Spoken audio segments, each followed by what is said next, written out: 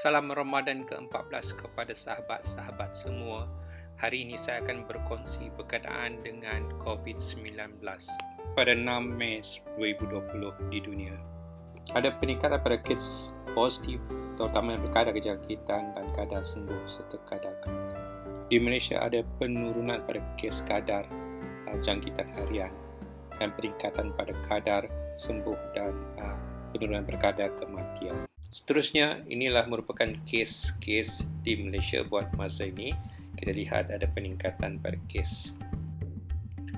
Seterusnya, kita akan melihat taburan kes baru COVID-19 di Malaysia bermula pada MCO pertama yang berlaku pada 18 Mac yang lalu.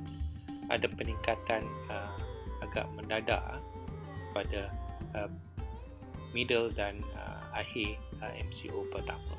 Dan ada peningkatan yang ketara pada MCO kedua pada mulanya. Ini disebabkan oleh kapasiti test yang kita telah tingkatkan.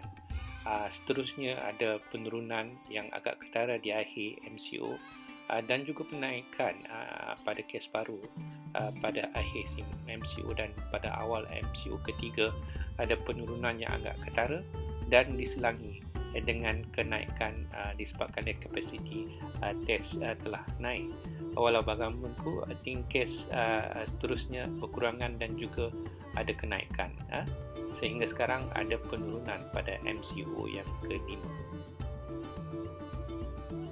Seterusnya kita akan melihat taburan kes kematian, kes aktif dan kes sembuh di Malaysia, di mana pada MCO pertama ada peningkatan pada kes aktif yang agak ketara meningkat berbanding dengan kes sembuh yang hanya sedikit. Pada permulaan MCO kedua, di mana kita boleh lihat kenaikan pada kes aktif dan juga kes sembuh berbanding dengan kes kematian agak kurang. Dan penghujung MCO kedua ada penurunan pada kes aktif dan ada kenaikan kepada kes sembuh, dan kita melihat jangkaan kenaikan ini akan berterusan pada kes sembuh dan penurunan pada kes aktif di akhir MCO 3 dan seterusnya. Ini berlaku juga pada MCO keempat dan juga peningkatan kesembuhan pada MCO kelima. Salam takziah kepada keluarga mangsa COVID-19 di Malaysia, di mana ada peningkatan pada kes di kalangan lelaki dan juga umur 60 hingga 69 tahun. Seterusnya kita akan melihat taburan kes COVID-19 di Sarawak, di mana pada hari ini ada peningkatan 11 kes baru berbanding semalam.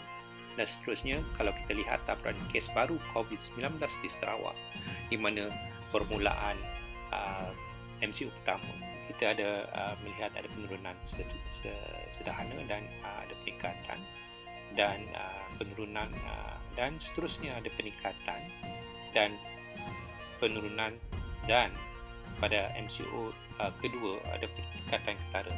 Ini disebabkan oleh kapasiti test kita meningkat pada 30 Mac yang lalu dan di pertengahan ada penurunan MCO 2 dan juga ada penurunan dan kenaikan sementara pada MCO ketiga dan kebanyakannya adalah penurunan kes Dan di tengah MCO 3 ada kenaikan 22 kes baru dan 19. Seterusnya ada penurunan pada akhir MCO 3. Seterusnya pada awal MCO keempat dan ada kenaikan sedikit pada MCO 4 dan pada awal MCO kelima ada penurunan. Sekarang kita akan lihat taburan kes kematian aktif dan sembuh di Sarawak berbanding MCO 1, MCO 2, MCO 3 dan MCO 4 seterusnya. Kalau kita lihat pada MCO pertama ada peningkatan pada kes aktif di Sarawak dan sedikit kes sembuh, di mana peningkatannya agak ketara pada minggu MCO kedua, di mana kes aktif agak banyak dan kes sembuh agak sedikit. Kalau kita bandingkan juga ada kenaikan kepada kes kematian bermula pada minggu MCO ketiga.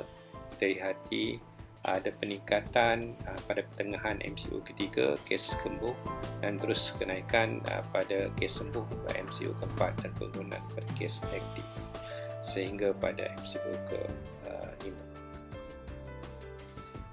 Sekian, salam Ramadan kepada semua.